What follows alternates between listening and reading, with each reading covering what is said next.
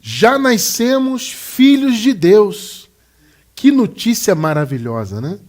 Nosso versículo inicial se encontra em Efésios, capítulo 1, verso 5, Nova Versão Internacional.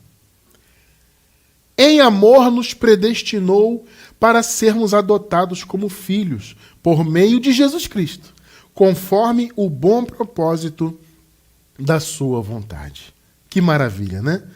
Louvado seja o Senhor. Meus amados irmãos, hoje vamos falar, mais uma vez, né? Já falamos algumas vezes desse assunto, claro, e nós estamos retornando para relembrar, para quem já é mais antigo na graça, né? Relembrar e reforçar o entendimento, e para que seja também uma novidade para quem está começando agora na graça e de repente não entende muito bem ainda sobre este assunto. O que de fato é ser filho de Deus? Meus amados, muitos aí no meio da religião dizem que as pessoas é que decidem se tornarem filhas de Deus. Elas é que buscam se tornarem filhas de Deus. Eu pergunto para você que está me assistindo pela gravação ou ao vivo agora, isso faz sentido à luz do Evangelho? Será que a palavra da graça, o Evangelho de Jesus Cristo ressuscitado, revela isso? Porque as pessoas apregoam isso aí à torto e à direito, como se diz, né? Praticamente todas as placas denominacionais que dizem pregar sobre Jesus ensinam isto. Que a pessoa é que vai no templo delas aceitar Jesus, né? Que é um conceito absurdo, né? E a pessoa vai aceitar Jesus, e aí através desse movimento que ela tomou a decisão por meio do seu suposto livre-arbítrio, né? Então ela tomou a decisão de aceitar Jesus, e aí ela se torna então filha de Deus. Meus amados irmãos, eu quero dizer para vocês uma coisa. Não existe, e vou dizer novamente, não existe fundamento nenhum na palavra de Deus para apoiarmos este raciocínio. Não faz sentido. Não existe esse conceito, nem mesmo humanamente, né? Se a gente parar para pensar, nem mesmo do ponto de vista humano, existe esse conceito de que a pessoa escolhe o pai dela. Você percebe que isso não faz sentido? Eu não escolhi o meu pai, a minha esposa não escolheu o pai dela. Nenhum de vocês escolheu o seu pai, ainda que seja um pai adotivo, né? Se o seu pai te adotou, é porque ele tomou a iniciativa de te adotar. Você está entendendo? Então, nem humanamente isso faz sentido. Eu decido ser filho de fulano. Não. E em relação a Deus é a mesma coisa. Não é a pessoa, ou não são as pessoas que decidem se tornarem filhas de Deus. Não, isso não existe à luz do Evangelho. Como nós acabamos de ler aqui no texto bíblico, em amor o Senhor nos predestinou. O que é predestinação? É um destino estabelecido previamente, né? Por isso predestinação. Um destino prévio. Então, foi Deus, como nós lemos no versículo, conforme, olha só o detalhe. Vou até pedir a minha amada para colocar na tela de novo o versículo. Vamos ler de novo. Olha só. Em amor nos predestinou para sermos adotados como filhos. Veja bem, vocês vão entender que essa palavra aqui não é para nós hoje. Já de antemão estou deixando isso claro. Tá? Irmão Cristiano, nós não fomos adotados como filhos? Não. Nós já nascemos filhos. Por isso o tema de hoje. Você vai entender esse conceito já já. Eu já vou chegar lá. Tá? Então Paulo está se referindo àqueles irmãos daquela época aí. Né? A igreja daquela época. Em amor nos predestinou para sermos adotados como filhos por meio de Jesus Cristo. Agora veja o final. Conforme o bom propósito da sua vontade. Ou seja, a vontade de Deus, não do homem. Então, foi Deus quem criou os seus filhos e os escolheu. E essa escolha, amados, ela ultrapassa, obviamente, a questão carnal. Aliás, ela nem passa por isso. Ela nem passa por isso. Essa escolha, ela é eminentemente espiritual. Acima de tudo, somos filhos no Espírito. E esse é o conceito verdadeiro do Evangelho. Porque a predestinação, essa eleição e a consequente predestinação, ela foi feita antes da fundação do mundo. O Senhor, como aqui no próprio contexto, né, o Senhor diz, né, o Senhor nos escolheu, nos elegeu antes da fundação do mundo. O que significa isso? Que o cosmos, a criação, não havia sido feita. Entende? Foi antes disso. Então, a escolha de Deus não tinha relação com etnias humanas, com a carne. Notem bem, num primeiro momento até parece que sim. Porque os judeus, os israelitas, descendentes de Abraão na carne, eles eram os escolhidos de Deus, segundo a carne. Então, num primeiro momento, parece que sim. Ora, a predestinação foi para os judeus, né? Os judeus é que foram predestinados. Inclusive, muitos defendem essa visão até hoje. Só que existe uma coisa muito importante na palavra, mais precisamente na segunda carta do apóstolo Paulo aos Coríntios, capítulo 5, verso 16, que diz assim: a ninguém conhecemos segundo a carne. Pegou? A ninguém conhecemos segundo a carne. Isso tem um sentido étnico até. Principalmente, né, um sentido étnico. Ou seja, não importa se é judeu, se é gentil, como Paulo fala, né, não importa se é circuncisão, se é incircuncisão. O importante é ser uma nova criatura. Ou seja, não é segundo a carne. Então, se a predestinação foi feita antes da fundação do mundo, como diz o contexto aqui desse versículo, né? E como diz em Romanos também, os que de antemão conheceu, também os predestinou. O que isso nos aponta? Que isso teve um cunho espiritual. Entende? Os filhos de Deus são filhos de Deus no espírito, antes de tudo. Vocês estão entendendo? Então não são os que são nascidos da carne. São os filhos do ponto de vista do espírito. Vocês estão percebendo? Esse é o ponto. Então as pessoas confundem. Não, a predestinação foi só para os judeus na carne. Não, a ninguém conhecemos segundo a carne. A visão não é carnal, a visão é espiritual. Então nós, que somos filhos de Deus, o somos porque o Senhor nos conheceu desde antes da fundação do mundo. Entende? Nós o somos porque o somos espiritualmente. Lembram-se de Jeremias? Antes que eu te formasse no ventre, te conheci.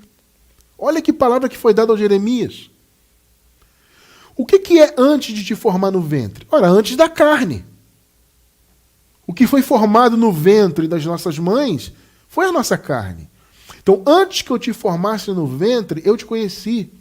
É um pré-conhecimento de Deus em relação a nós. Por quê?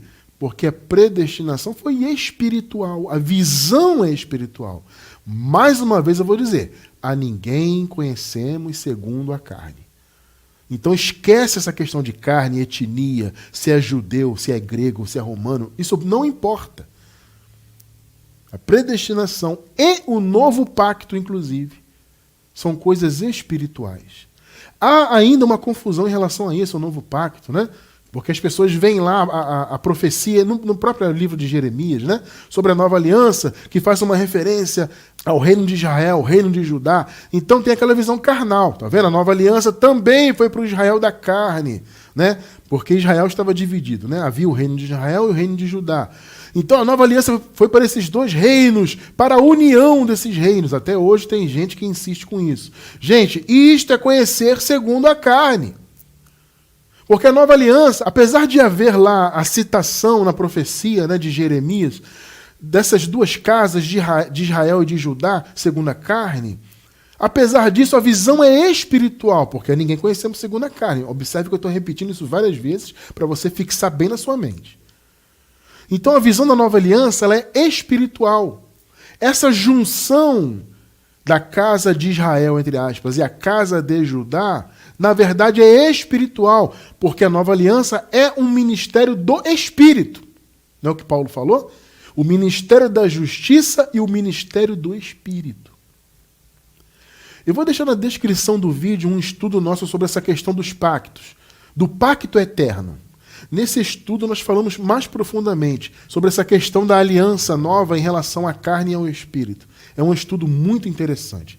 Quem está assistindo no YouTube pela gravação vai encontrar na descrição do vídeo um link sobre esse estudo. Tá? Então, abençoados, entendam isso. A obra de Deus tem esse cunho antes de tudo. É claro que houve a criação, é claro que nós nascemos aqui em carne. Amém, tudo isso é óbvio. Só que nós temos que ter uma visão espiritual da coisa. Porque, repito, o ministério da graça, a nova aliança, é o ministério do Espírito, é o ministério espiritual, de condução espiritual. Estão percebendo, né? Então, abençoados, antes de tudo, nós somos filhos de Deus no Espírito. Tá?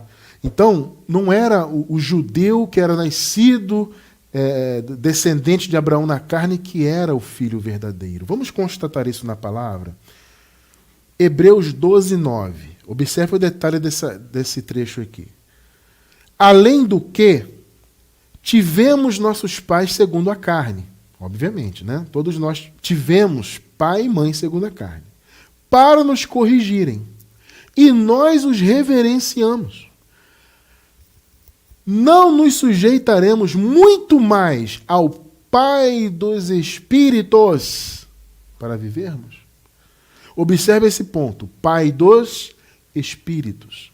Por quê? Porque os filhos de Deus, apesar de também adquirirem natureza humana e alma humana, e nós somos triúnicos, e este sempre foi o plano de Deus, tá? Nós somos triúnicos hoje e seguiremos triúnicos no paraíso. Já estudamos isso aqui muitas vezes. Apesar disso, nós somos filhos de Deus completamente, eminentemente, o Senhor é Pai dos Espíritos. A paternidade de Deus em relação a nós, acima de tudo, é espiritual. Então isso tira essa questão da carne. Isso tira de lado essa coisa da etnia. Não tem isso aí. Tá? Então, os hebreus, os israelitas, os judeus, como queira chamar, eles não eram filhos de Deus de verdade só porque haviam nascido da descendência de Abraão. Os filhos verdadeiros eram os que eram filhos no Espírito. Vamos observar isso aqui. João, capítulo 8, livro histórico de João, capítulo 8, versículos do 37 ao 43, também na Nova Versão Internacional. 37 e 38. Olha Jesus falando para os judeus ali. Eu sei que vocês são descendentes de Abraão. Contudo, estão procurando matar-me. Observe bem isso, hein? Porque em vocês não há lugar para a minha palavra. Opa! Está percebendo aí? Olha, vocês são judeus, sim. São descendentes de Abraão, sim. Mas no coração de vocês não tem espaço para a minha palavra. Olha, meus amados, vocês estão percebendo? Você está pegando o que Jesus está falando aqui? Cadê o livre-arbítrio? Pegou aí? Não é interessante isso aqui que Jesus falou? Jesus poderia ficar tentando convencê-los. Olha, vocês têm que me aceitar para vocês se tornarem de fato filhos de Deus. Pelo contrário, Jesus disse o quê? Não há lugar no coração de vocês para a minha palavra. Olha que coisa tremenda. Vamos continuar. Eu lhes estou dizendo o que vi na presença do Pai, e vocês fazem o que ouviram do Pai de vocês. 39 e 40. Aí os judeus responderam, né? Abraão é nosso pai. Responderam eles. Disse Jesus, se vocês fossem filhos de Abraão... Opa! Em que sentido Jesus está falando aqui? Porque carnalmente eles eram. Perceba isso. Eles afirmaram, Abraão é nosso pai. Essa frase aqui é em relação à carne. Só que Jesus está dizendo que eles não eram filhos de Abraão. Jesus, então, estava se referindo a quê? Obviamente ao aspecto espiritual. Abraão é nosso pai, responderam eles. Disse Jesus, se vocês fossem filhos de Abraão, fariam as obras que Abraão fez. Mas vocês estão procurando matar-me. Sendo que eu lhes falei a verdade que ouvi de Deus. Abraão não agiu assim. Vocês não são filhos de Abraão. Na carne eles eram. Mas e no espírito? Perceberam o que eu falei no início? Que o novo pacto não é na carne, não foi para a carne, foi para o espírito. Que ser filho de Deus não é na carne, não é descendência de Abraão. É espiritual acima de tudo. Perceberam? 41. Vamos caminhar. Vocês estão fazendo as obras do pai de vocês. Protestaram eles: nós não somos filhos ilegítimos. O único pai que temos é Deus. Olha aí. 42 e 43. Disse-lhe Jesus: se Deus fosse o pai de vocês, vocês me amariam. Pois eu vim de Deus e agora estou aqui. Eu não vim por mim mesmo, mas ele me enviou. Aí ele pergunta: por que a minha linguagem não é clara para vocês? Em outras palavras, se vocês fossem filhos de Deus, a minha linguagem seria clara. Mas por que ela não é clara? Olha só o final. Porque são incapazes de ouvir o que eu digo. Meu irmão, perceberam a profundidade disso aqui? Vocês não há lugar, né, em vocês para a minha palavra. Olha só. Por que a minha fala, a minha linguagem não é clara para vocês? Por que vocês dizem que são filhos de Abraão, mas não percebem que as obras que eu estou fazendo é de Deus? Por quê? Porque vocês são incapazes. Percebeu? Quem não é eleito de Deus, quem não foi escolhido desde antes da fundação do mundo, é incapaz. Meu irmão, o negócio é profundo. Vocês são incapazes de ouvir o que eu digo. A má semente, ela não pode ouvir a palavra de Deus. Ela não tem essa capacidade. Ouvir não no sentido físico, tá? Eu estou me referindo ao sentido espiritual, de revelação, né? Ouvir, entender e viver. É tremendo isso, abençoados. Perceberam, então? Não é ser descendente na carne.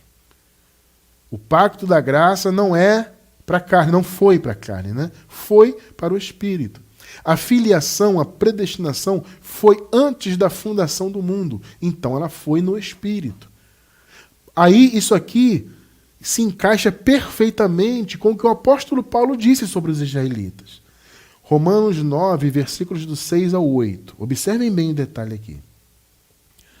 Não que a palavra de Deus haja faltado, porque nem todos os que são de Israel são israelitas. Opa! Que isso, Paulo? Como assim? Entenda, o apóstolo Paulo está falando em relação ao Espírito. A ser israelita espiritualmente, não segundo a carne. Percebe? Todos nós, amados, que somos filhos de Deus, no Espírito, somos israelitas. Você sabia disso? Que você é um israelita? Só que você é um israelita do ponto de vista do Espírito, porque você é do Israel celestial. Como Paulo fala, o Israel de cima, né? Essa referência de cima, ou seja, algo do céu, algo espiritual. Nós somos o Israel celestial, o Israel de cima, que já está na terra, obviamente. A nova Jerusalém, que muitos ficam esperando, né? Achando que é uma Jerusalém, uma cidade literal, que virá no futuro. Não, a nova Jerusalém é a igreja, é o Israel de cima. E nem todos que são de Israel da carne são israelitas. Olha que coisa tremenda. 7. Nem por serem descendência de Abraão são todos filhos. Olha aí. Percebeu? Não é a carne, amada, entenda isso. A filiação não é carnal. Sempre foi espiritual. Esse é um ponto que as pessoas não compreendem claramente, né? E ficam dizendo que a predestinação foi na carne, foi só para Israel, para Jerusalém, né? Para os judeus, no caso, né? Porque tem essa visão carnal. Nem por serem descendência de Abraão são todos filhos, mas em Isaque será chamada a tua descendência. O que significa isso? Isaque era filho da promessa. Paulo explica isso, né? Isaque era filho da promessa. Então são os filhos da promessa, os que são da fé, como Paulo ensinou, os da fé, que são abençoados com o crente Abraão, né? Escrevendo aos Gálatas, Paulo falou isso. Em Isaque é chamada a tua descendência, significa o quê? Que não é segundo a carne, porque Isaque é filho da promessa, é segundo o Espírito. Esse é o conceito aqui, tá? Agora veja o 8. Isto é, não são os filhos da carne que são filhos de Deus. Pelo amor de Deus, gente, isso é muito claro. Mas os filhos da promessa são contados como descendência. Os filhos da promessa são os filhos do ponto de vista do Espírito. Não tem a ver com a carne. os da fé, como Paulo falou, né, os Gálatas, esses é que são filhos de Deus. E isso independe, né? Ser da fé independe de se é judeu, se é gentil. Não importa a etnia. Não importa. Então, abençoados, antes da fundação do mundo, espiritualmente, os filhos de Deus já eram filhos. É tremendo isso, né? Só que as pessoas têm essa visão, como eu falei na religião, de que ela tem que aceitar Jesus, supostamente. Gente, olha só, esse conceito de aceitar Jesus, sempre que eu me lembro disso, eu fico apavorado, porque é uma das coisas mais abomináveis que existem. É interessante que a gente pregava, no caso eu, né, quando eu pregava, para quem não sabe, eu prego desde os 15 anos de idade, amados. Eu pregava lá no meio do sistema, né, religioso.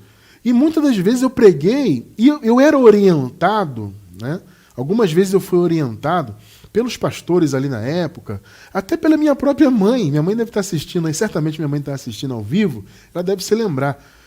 Olha, sempre que você pregar, convida as pessoas para aceitarem Jesus. Entende? Esse era um conceito religioso. E a gente não questionava isso, porque o pastor disse, né, alguém de liderança, de eminência na igreja, né, dizia que tinha que aceitar Jesus. Então esse tipo de entendimento entrava em nossas mentes, e a gente não questionava. Tudo bem, vou pregar e vou convidar as pessoas para aceitarem Jesus. Gente, eu fiz isso várias vezes. Eu trazia a palavra, quem quer aceitar Jesus, levanta a mão. Hoje, conhecendo a graça, graças a Deus não só hoje, mas já há 20 anos, graças ao bom Deus, há mais de 20 anos, Deus é maravilhoso, nos permitiu conhecer esse evangelho maravilhoso, e através desse conhecimento, a minha mente se libertou disso. E eu passei a entender que isso, na verdade, é abominável, porque não faz sentido. Primeiro, que coloca na mão do homem o poder de decidir se quer ser filho de Deus ou não. Isso é um absurdo. Esse é o primeiro ponto, né? Segundo, que traz para o homem o que deveria ser dado exclusivamente para Deus, que é a glória, a capacidade, tudo isso é de Deus. É Deus quem efetua em nós, como Paulo disse, né? É o Senhor que efetua em nós, tanto querer como realizar. É Deus que faz tudo. Então, se você crê em Deus, é porque Ele te colocou para crer. É porque Ele abriu o teu coração. Ele é que faz a obra é dele. Mas a religião coloca nas mãos do homem e na suposta capacidade do homem, né? E aí entra toda aquela questão religiosa do mérito. Eu sempre digo isso aqui, né? A visão religiosa trabalha muito com isso, essa coisa do mérito. Não, o homem tem mérito, o homem tem que aceitar Jesus, o homem tem que fazer a obra. Não só a obra na igreja, né? Ou seja, as cerimônias, o paga-preço, aquela coisa toda, mas também as boas obras, tudo isso somado é que vai te salvar. Então é uma sequência, é aceitar Jesus, se batizar nas águas, tomar Santa Ceia, cumprir todo o cerimonialismo, sacrificar, aquela coisa toda, e fazer o bem, aí faz uma boa obra, só que não faz com aquele coração voltado para a boa obra em si, faz com aquele pensamento, poxa, eu tenho que agradar a Deus para ser salvo. Vocês estão percebendo? Então as pessoas colocam nas mãos dos homens a capacidade de se tornar filhos de Deus. E isso é uma coisa tremenda e abominável, abominável. Tá? Eu vou deixar na descrição do vídeo um estudo sobre essa coisa de aceitar Jesus. Esse estudo é profundo e tremendo, e nele nós falamos também um pouco mais sobre a predestinação. É muito interessante. Tá? Então, quem não assistiu, assista. Quem está pela gravação no YouTube, encontra aí o link na descrição do vídeo. Tá? Então, por causa desses pensamentos, desse raciocínio errôneo, muitos acreditam que qualquer pessoa pode se tornar filha de Deus, porque ela decidiu. Ela quis aceitar a Jesus. Cristiano França, onde ele se baseia? Onde é que está escrito na Bíblia algo assim? João 1,12. Vamos ver a nova versão internacional. Contudo, aos que o receberam, note que aqui não está falando de aceitar, está falando de receber, que é bem diferente de aceitar. Contudo, aos que o receberam, a Jesus, né? Aos que creram em seu nome, deu-lhes o direito de se tornarem filhos de Deus. Perceberam? As pessoas pegam esse versículo, isolam do contexto, né? Até porque no contexto diz que o Filho de Deus não é o que é nascido da carne, o próprio contexto diz isso, mas o que é nascido do Espírito. Interessante isso, né? Então, só que o texto diz isso aqui, né? Os que receberam, alguns interpretam receber como aceitar, não é, são coisas totalmente diferentes.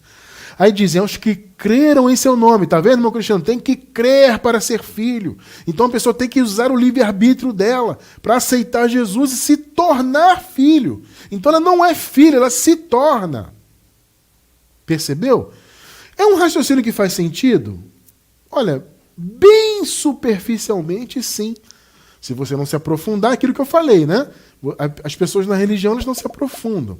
Então a pessoa fala, ó, quando você pregar, diz que tem que aceitar Jesus. Você vai e faz. Você não questiona o líder. Você vai e faz, não importa. Né? Então não é esse questionamento, as pessoas não se interessam em se aprofundar na maioria dos casos. Né? Então as pessoas pensam, bom, está vendo aqui, ó, os que receberam, para eles receberam o mesmo que aceitar, e não é. Aos que creem no seu nome, então a pessoa usou o livre-arbítrio para crer em Jesus, aí ele recebeu o direito de se tornar filho de Deus. Bom, vamos lá. Vamos analisar. Primeiro ponto. Como nós vimos, para crer em Jesus, vou repetir, antes de crer, a pessoa necessariamente tem que ser filho.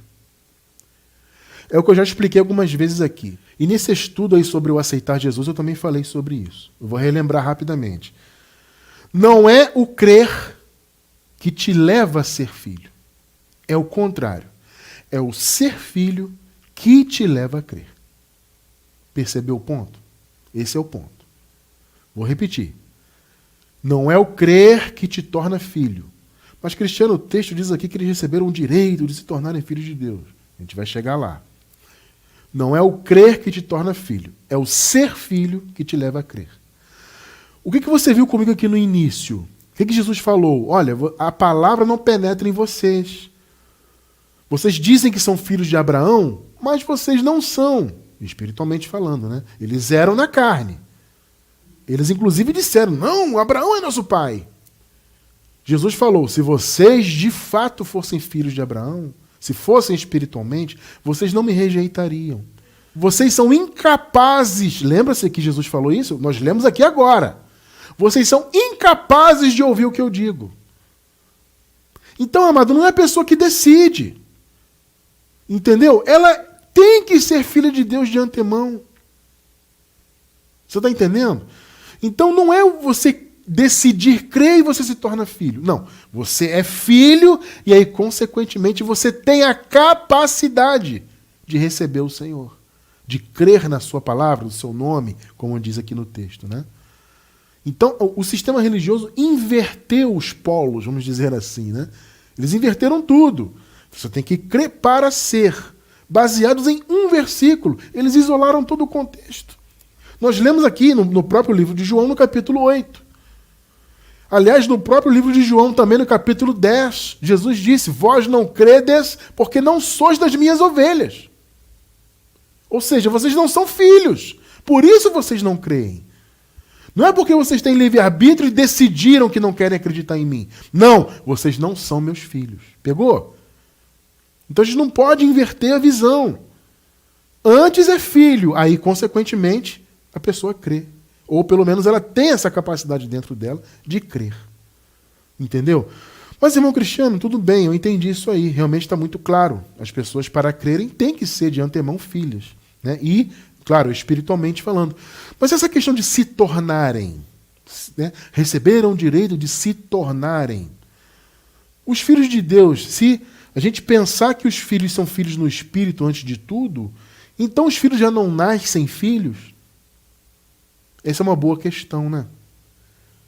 Vamos raciocinar? É uma boa questão. Porque se espiritualmente os filhos foram predestinados, como nós vimos, né? Foram predestinados. Ou seja, de antemão, antes que eu te formasse no ventre te conheci. Os que de antemão conheceu, né? Como está em Romanos capítulo 8. Ou seja, no espírito, esse de antemão, antes que te formasse no ventre, isso é uma referência ao momento espiritual, antes do mundo ser criado. E aí, literalmente, isso está escrito em Efésios, né? Antes da fundação do mundo. Então, a visão é espiritual. Não são os israelitas na carne, né? Não eram os israelitas na carne que eram os filhos de Deus. Bom, isso aqui nós vimos claramente. Então, como assim, irmão Cristiano, se tornarem? Se é no espírito já não haviam nascido filhos? Sabemos que sim, justamente pela revelação da predestinação. Quem conhece o Evangelho da Graça e, consequentemente, conhece predestinação, sabe que sim, os filhos nascem filhos. Por isso mesmo, nascem com a capacidade de crer, etc., que nós acabamos de falar. Tá? Só que na palavra do Senhor aqui, há um conceito em relação a essa questão de ser filho, que nós vamos entender agora por que eles não eram considerados filhos, apesar de serem filhos no Espírito. Existe um conceito bíblico que nos mostra o porquê disso. Tá? Note uma coisa, nós que já nascemos depois de toda a obra consumada, já nascemos no tempo da graça, nós já nascemos filhos, justamente por esse conceito aqui. Eu vou repetir para ficar bem claro. Sabemos que todo filho de Deus, de antemão, é filho no Espírito. Então, antes de nascer nesse mundo, já era filho espiritualmente. Foi predestinado. Só que nasceu nesse mundo aqui carnalmente, né? As pessoas que nasceram antes da consumação de todas as coisas, antes da consumação da graça, antes da obra de Cristo, né? Essas pessoas nasceram ainda sem serem filhas de Deus. Nesse conceito que eu vou apresentar agora. Tá? Elas eram filhas no Espírito, mas apesar de serem filhas no Espírito, não eram consideradas filhas. Por isso aqui que vamos ver agora. Repito, nós já nascemos filhos, você vai entender a diferença. Então vamos lá. Por que quem nasceu antes da consumação de todas as coisas ainda não era filho? Apesar de ser espiritualmente, como nós sabemos. Por quê? Vamos ver esse conceito bíblico. Olha só. Por que eles não eram filhos? Porque eles eram escravos. Escravos. O escravo não é filho. Ou, ainda que seja filho, não tem os direitos de filho por estar como escravo. Esse é o conceito que a Bíblia apresenta. Aqueles irmãos da igreja primitiva, eles haviam nascido ainda debaixo do pecado. Porque eles nasceram antes da cruz. Nós sabemos que na cruz o Senhor aniquilou o pecado. Tá? Isso está escrito aonde, irmão cristiano? Eu nunca vi isso. Está escrito em Hebreus capítulo 9, versículo 26. O Senhor aniquilou o pecado pela sua morte na cruz. Muito bem. Quem nasceu antes da cruz, então, nasceu em condição de pecador. Nasceu literalmente debaixo do pecado, porque Jesus ainda não havia feito a sua obra. Então eles eram escravos do pecado e, consequentemente, escravos da morte e escravos da lei. Havia esse trio, né? Morte, lei, pecado. Esse era o império das trevas, percebe? Porque a morte entrou no mundo pelo pecado, né? O primeiro homem pecou e a morte entrou no mundo. E aí o Senhor enviou a lei para ser a força do pecado e trazer justamente essa morte. Imputar essa morte, inclusive no sentido espiritual. Vocês estão percebendo? Então, pecado, lei e morte. Esse trio, entre aspas, trabalhava junto. Então, as pessoas que haviam nascido antes da cruz, nasceram como escravos da lei e, consequentemente, do pecado e, mais consequentemente ainda, da morte. Então, havia uma escravidão. Percebe? Só que Jesus morreu na cruz e ele aniquilou o pecado. E Jesus ressuscitou e ele venceu a morte. E quando ele voltou no ano 70, ele ressuscitou aqueles que estavam também presos na morte. Então foi uma libertação plena daquele cativeiro. Irmão Cristiano, agora eu fiquei confuso, amado. Eu estou chegando na graça agora, eu não sei o que é ano 70. Jesus voltou no ano 70, mas que história é essa? Amado, eu não vou me aprofundar nisso, o tempo não permite. Mas eu vou deixar na descrição do vídeo um link sobre a escatologia consumada, para você entender que a volta, a segunda vinda de Jesus já se consumou. E nela ele aniquilou definitivamente a morte da alma. Observe isso. Porque as pessoas argumentam assim, né? Irmão Cristiano, mas veja bem, as pessoas morrem até hoje, morrem na carne, porque o pó volta para o pó, percebe? O pó volta para o pó. Só que a alma permanece viva para sempre.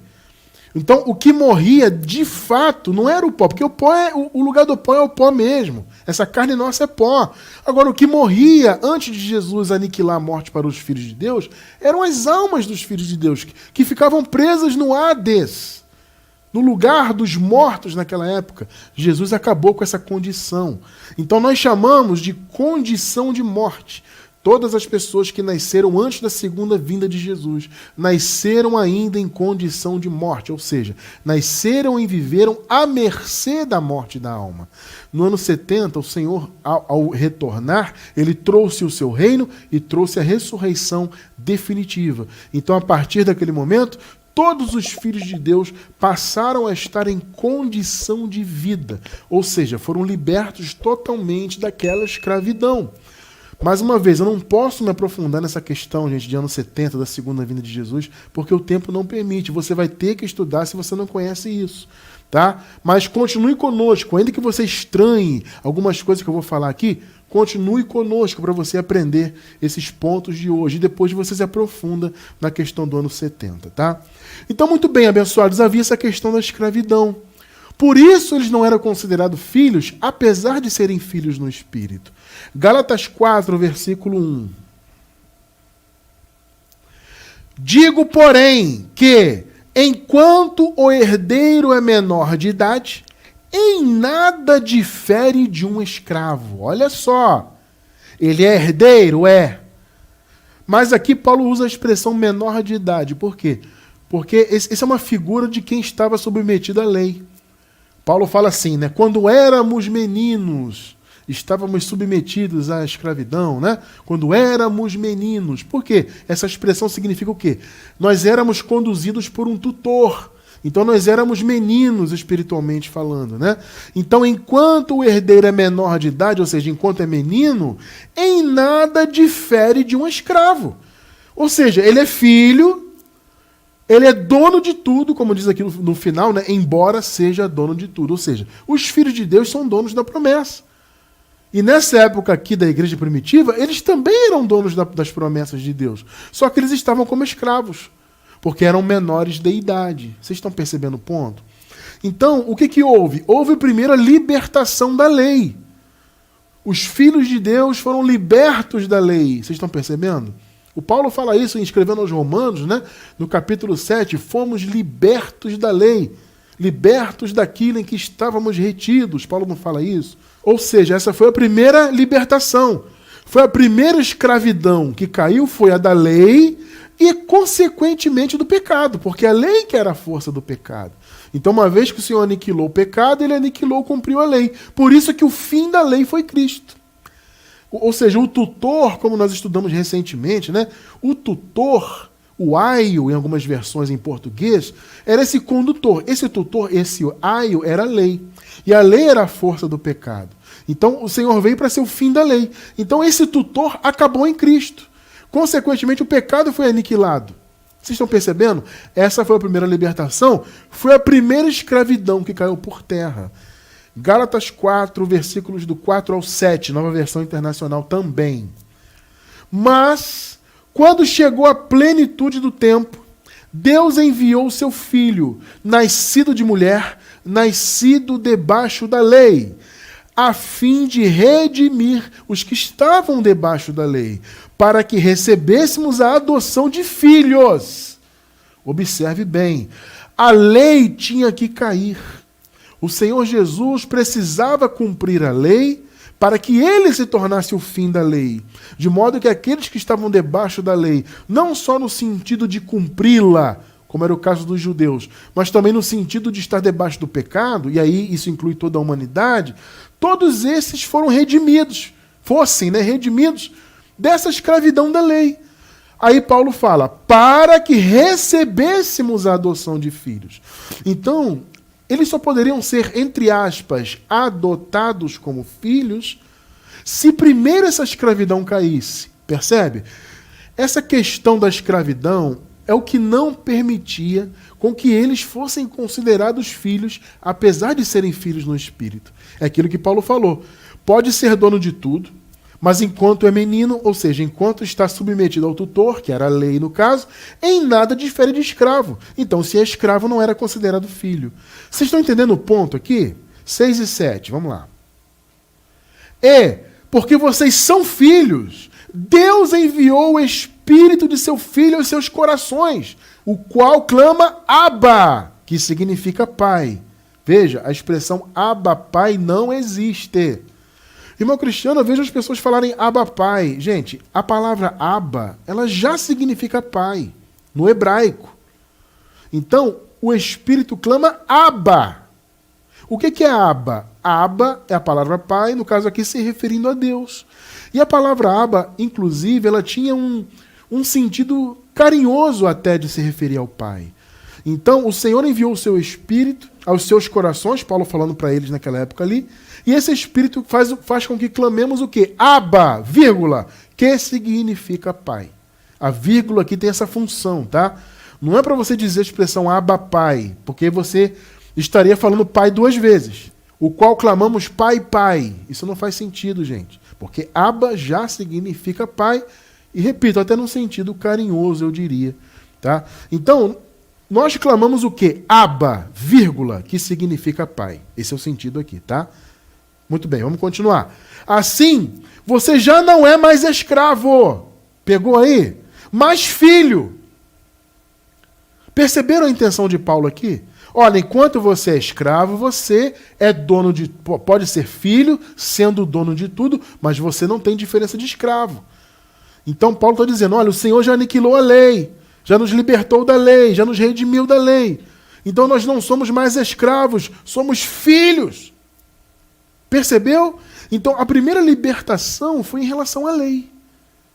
Para que eles recebessem a adoção de filhos, antes de tudo eles tinham que serem libertos da lei. Vamos concluir a leitura do 6 e do 7. Assim, você já não é mais escravo, mas filho. E por ser filho, Deus também o tornou herdeiro. Olha que palavra linda, né? Vocês estão percebendo, abençoados? Eles eram filhos espiritualmente? Pela revelação da predestinação, nós entendemos que sim. Só que eles estavam em condição de escravos, porque eram escravos da lei, consequentemente do pecado e consequentemente da morte. Por isso eles não eram considerados filhos, por isso eles receberam o direito, como nós lemos lá em João capítulo 1, né? O direito de se tornarem filhos de Deus. Por que eles haviam recebido aquele direito? Porque, na verdade, eles já eram filhos de antemão, por isso tinham a capacidade de crer no nome do Senhor. Percebe? E aí, consequentemente, eles receberam o direito de se tornarem filhos de Deus, mas em que sentido? Espiritualmente? Não, espiritualmente eles já eram. Mas eles receberam no sentido da libertação que acabamos de ler aqui. Primeiro do pecado, da lei, né? Consequentemente do pecado e consequentemente da morte. Então veja, houve a libertação em relação à lei, para que eles recebessem a adoção de filhos e fossem reconhecidos como herdeiros. Tá? Debaixo da lei ninguém poderia ter essa condição. Então o Senhor veio para cumprir a lei e pôr fim à lei. Agora veja a segunda libertação, a libertação da morte. Como eu disse, no ano 70, na segunda vinda de Cristo, havia a promessa da ressurreição definitiva. Em nossa playlist de escatologia consumada tem estudos aí sobre ressurreição, amado, tem vários estudos aí, tá? Então quem não entende isso tem que estudar. Não adianta pular, chamar de heresia, não adianta isso, tem que estudar. Tem que estudar. Então na descrição do vídeo vai estar o link aí da nossa playlist de escatologia consumada, tá? Quando Jesus voltou então no ano 70, ele trouxe consequentemente o seu reino e a ressurreição. Então a morte acabou para os eleitos do Senhor, para aqueles que haviam sido predestinados como filhos. Né? O Senhor os libertou primeiro da lei e do pecado, e no ano 70 os libertou definitivamente da morte. Então, no ano 70 é que houve definitivamente a adoção de filhos. O que foi, irmão Cristiano, a adoção de filhos? Foi a libertação daquela escravidão. Primeiro da lei e do pecado e, por fim, a libertação da morte. Por que nós dizemos que nós já nascemos filhos de Deus? Porque nós não precisamos dessa adoção. Coloque adoção, amados, entre aspas, tá? Entre aspas. Mas, irmão Cristiano, por que nós não precisamos dessa adoção? Porque nós nunca estivemos debaixo da lei. Cronologicamente falando, não. Já estivemos na mente, né? Nós cumprimos algumas obras da lei antes de conhecer a graça, né? Isso nos colocou debaixo da lei mentalmente. Mas cronologicamente, nenhum de nós esteve debaixo da lei. Eu já nasci com tudo consumado, você também. Vocês estão entendendo? E já nascemos livres do pecado, porque o Senhor aniquilou o pecado na cruz. e já nascemos livres da morte eterna. Entende? Não é livre da morte biológica, eu estou reforçando isso. A morte biológica já é esperada desde Adão, porque o pó volta para o pó. O que não é esperado é a morte da nossa vida. A nossa vida não é essa carne. A nossa vida é a alma.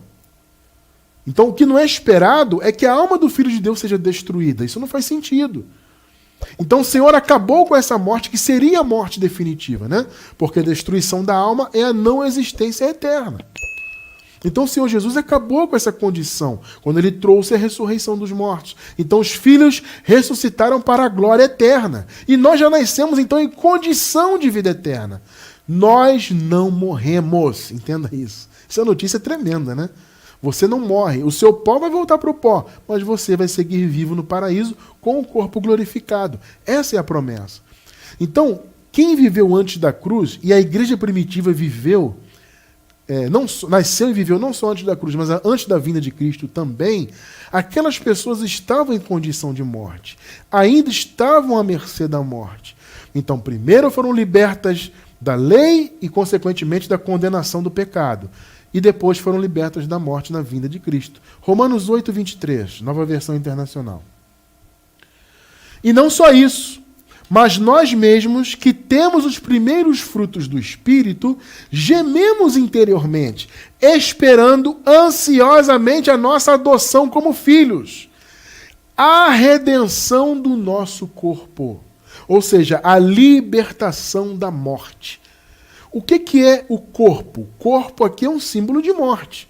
Tanto que no contexto, no capítulo 7 de Romanos, Paulo fala assim: miserável homem que sou, se referindo à carne, né? E ele diz: quem me libertará desse corpo, dessa morte? Então o corpo aqui tem um sentido de morte, né? Então Paulo está falando o seguinte: a adoção de filhos é justamente a redenção. O que é redenção? Redenção é resgate. Então, é o nosso resgate do nosso corpo, ou seja, é a retirada da nossa condição de morte. Vocês estão entendendo? Nós já explicamos isso muito bem nos estudos de escatologia consumada, tá? Não vou me aprofundar muito nisso. Então, a adoção de filhos se consumou na segunda vinda de Cristo. Porque todos os filhos de Deus foram redimidos da condição de morte. Então a adoção de filhos se consumou. Nós nascemos depois do ano 70. Você não nasceu depois do ano 70?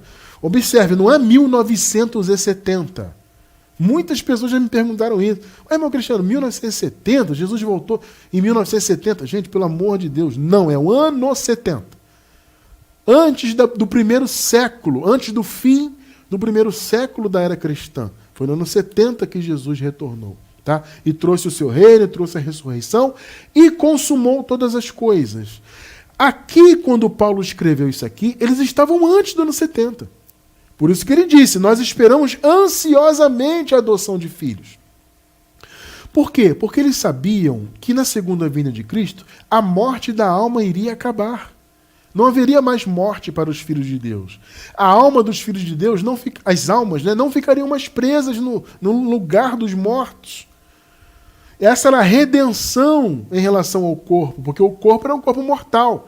E quando o corpo morria, quando o pó voltava para o pó, antes da segunda vinda de Cristo, a alma ia para a morte.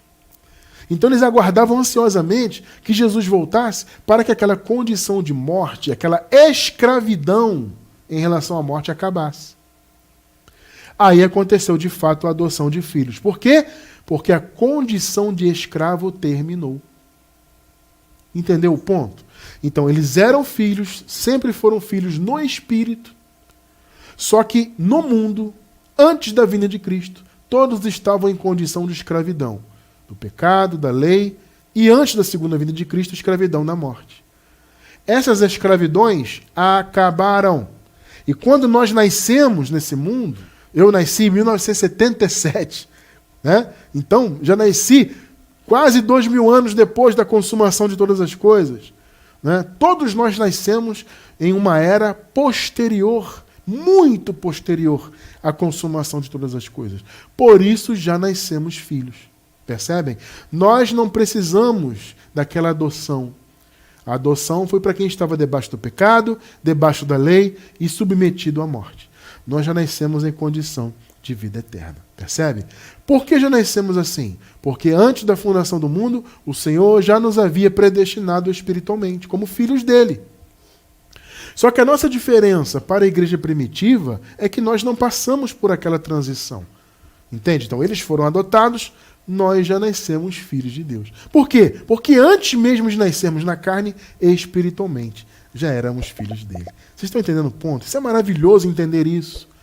É extraordinário compreender isso. E aí, abençoados, consequentemente, Deus nos ama. Porque o pai ama o filho, né? Ah, Cristiano, eu conheço alguns pais que não amam os filhos. Isso humanamente acontece, infelizmente. Mas são, felizmente, exceções. São exceções, graças a Deus. Os pais, de maneira geral, amam os seus filhos. E aí, consequentemente, existe isso aqui, ó, Hebreus 12, 6. Vamos ler. Porque o Senhor corrige o que ama e açoita a qualquer que recebe por filho. Tremendo, né? Os açoites de Deus, as correções, a correção de Deus vem pela palavra, né? E se necessário haver algum açoite, isso vem pelas consequências de nossas obras. Tá? Isso aqui não é um juízo, isso aqui não é perder salvação, isso aqui não é ser julgado por Deus. Não, isso aqui é aquilo que a palavra diz. Tudo que o homem semear, ele também ceifará. De Deus não se zomba, não é que Paulo falou? Então é isso. Mas até mesmo essa questão da correção de Deus, até isso é uma atitude de amor. Percebe? E esse amor nos garante a eternidade. Amados, quando alguma pessoa diz que os filhos de Deus perdem a salvação, ela está dizendo que Deus não ama as pessoas, os filhos dele, no caso. Porque perder salvação é o mesmo que dizer que Deus deixou de amar o seu filho. Isso não faz sentido. Perder salvação é um outro conceito absurdo, né? Não faz sentido nenhum. Olha só a consequência do amor do Pai. Romanos 8, 38 e 39. Porque eu estou certo de que nem a morte, nem a vida, nem os anjos, nem os principados, nem as potestades, nem o presente, nem o porvir, 39. Nem a altura, nem a profundidade, nem alguma outra criatura nos poderá separar do amor de Deus que está em Cristo Jesus, nosso Senhor. O amor de Deus. Por que Deus tem um amor por nós? Porque somos os seus filhos.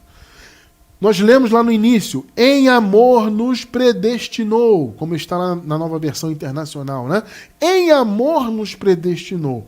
Ou seja, a eleição e a predestinação para que nós fôssemos filhos de Deus foi um ato de amor de Deus. E aqui o texto deixou muito claro, nada pode nos separar desse amor. É o amor de pai. Nada faz o amor de pai acabar, percebe? Especialmente o amor de Deus. Então, o amor de Deus é isso. Nos elegeu como filhos antes do mundo ser mundo, propiciou a salvação, né? Propiciou a graça, e Paulo disse, né, que a graça nos foi dada em Cristo antes dos tempos dos séculos. Então, antes de haver tempo, antes de haver mundo, o Senhor já havia providenciado a graça. Percebe?